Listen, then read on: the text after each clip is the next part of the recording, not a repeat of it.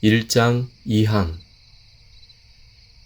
마지막 의미로서의 교회는 하나님께서 부여하신 특정한 권세가 있으며 교회는 온 교회의 평안을 위해 정당한 재판과 치리에 있어서 그 권세를 사용한다.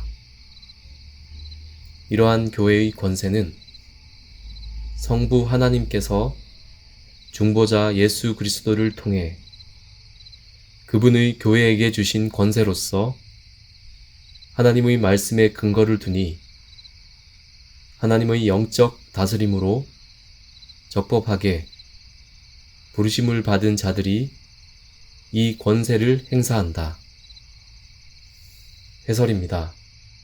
스코틀랜드 제2치리서 1장 2항에서 주목하는 오직 경건하며 택함을 입은 자들로서의 엄밀한 교회, 특히 영적인 역할을 하는 사람들로서의 교회에는 권세의 부여 또한 필연적입니다. 즉, 실질적인 다스림을 위해서는 반드시 권세가 부여되어야 하는 것입니다. 이는 또한 은사의 필요성을 말하는 것이기도 합니다. 특히 다스림이라는 말이 목사와 치리 장로에게 직접적으로 적용되는 데 비해 은사의 필연성과 관련해서는 기본적으로 그 직분의 기능과 관련하여 집사의 직분이 비로소 연계될 수가 있습니다. 물론 은사의 필연성에는 가르치는 자로서의 은사와 다스리는 자로서의 은사, 또한 각각 목사와 치리 장로의 직분에 부합합니다. 더구나 권세라는 말에서 더욱 직접적으로 치리와 관련한 직분들이 연계됩니다. 그런데 스코틀랜드 장로교회의 이 치리서에는 그러한 권세의 성격을 재판과 치리에 두고 있습니다. 오직 경건하며 택함을 입은 자들로서의 엄밀한 교회는 영적인 역할을 하는 사람들에 의해 다스려지도록 되어 있는 것입니다. 바로 이 다스리는 자들에 의해 엄밀한 의미로서의 교회가 규명되고 유지되는 것입니다.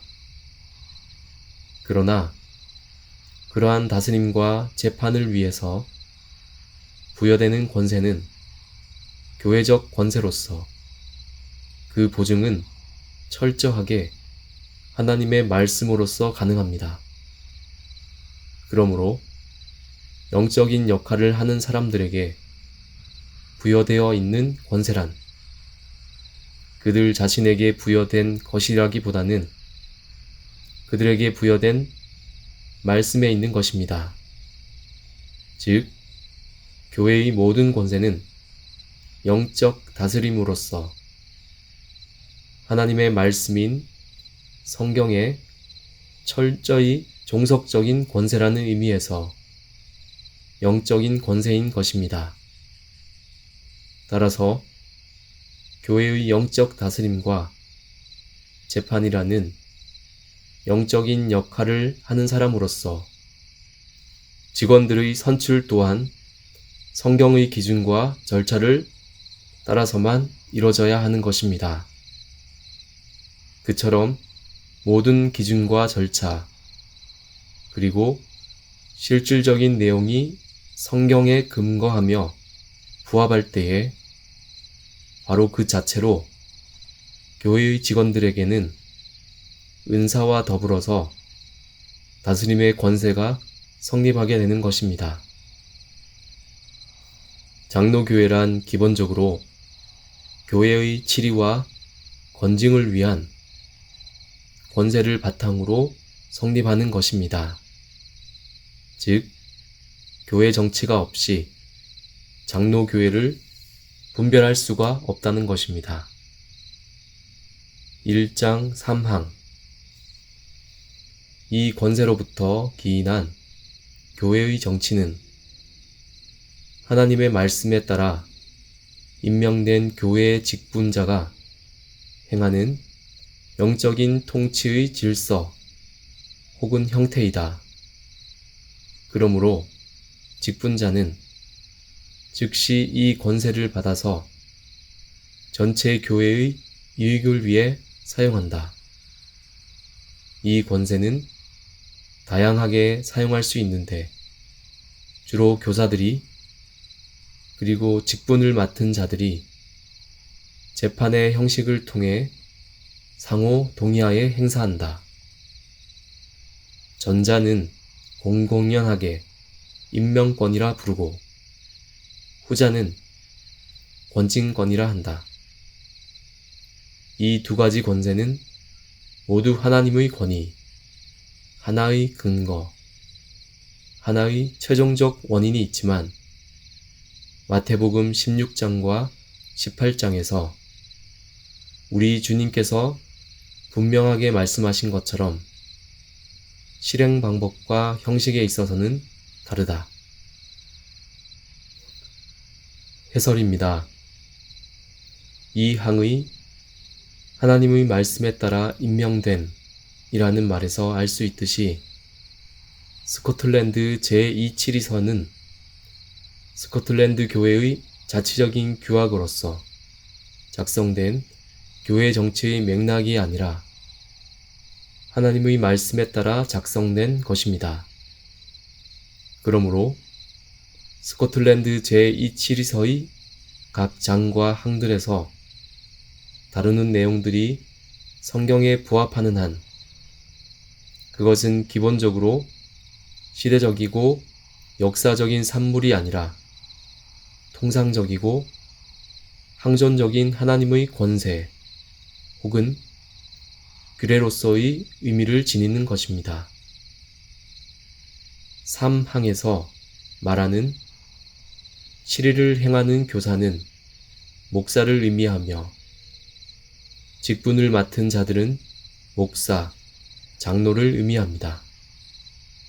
또한 하나님의 말씀에 따라 임명된 교회 직분자에 의해 수행되는 교회의 정치는 영적인 것으로서 하나님의 말씀에 따라서 수행한다는 점에서 영적인 통치의 행위입니다. 그러므로 하나님의 말씀이 규정하는 영적인 통치의 질서 혹은 형태를 따라서만 비로소 직분자에게 영적인 권세가 부여되는 것입니다.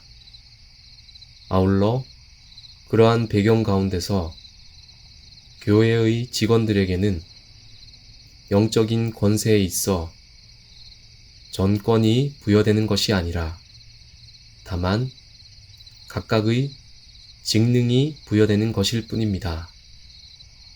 그러한 각각의 직능에 따라 영적인 통치의 질서 혹은 형태를 잘 수립하고 유지하는 것으로서 전체 교회의 유익을 위하는 영적인 통치가 행해지는 것입니다. 그런데 영적인 통치의 권세는 전체 교회의 질서 혹은 형태를 위한 직분의 임명권뿐 아니라 재판권 또한 포함합니다. 그리고 그러한 재판의 권세는 상호 동의를 전제로 행사됩니다. 그리고 그러한 상호 동의는 하나님의 말씀에 대한 순종을 전제로 비로소 가능하게 되는 것이라는 점에서 하나님의 말씀에 따르는 영적인 통치가 필수적으로 전제됩니다. 즉, 전체 교회의 영적인 통치를 위한 직분의 임명권뿐 아니라 재판의 형식을 취하는 권세 또한 하나님의 말씀의 권세에 근거하는 것입니다. 그러므로 사망에서는 이 두 가지 권세는 모두 하나의 권위, 하나의 근거, 하나의 최종적인 원인이 있다고 말합니다. 일반적인 교회의 통치의 권세에 있어서나 재판의 권세에 있어서나 하나의 그 최종적인 근거와 원인은 오직 하나님의 말씀에 있는 것입니다. 그러나 사망은 그러한 권세의 실행 방법과 형식에 있어서는 다르다고 언급합니다. 즉, 마태복음 16장 18절에서 19절에 기록된 것과 마태복음 18장 18절에서 19절에 기록된 것 사이에는 천국 열쇠로 나타내는 바 교회의 임명권과 치리로서의 재판의 권세가 각각 다른 방법과 형식으로 예시되어 있는 것입니다.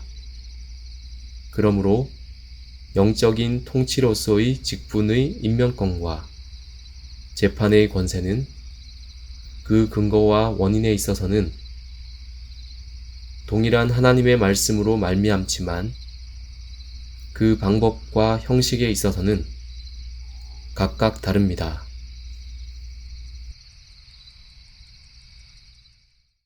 땅의 모든 끝이 여호와를 기억하고 돌아오며 열방의 모든 족속이 주의 앞에 경배하리니 나라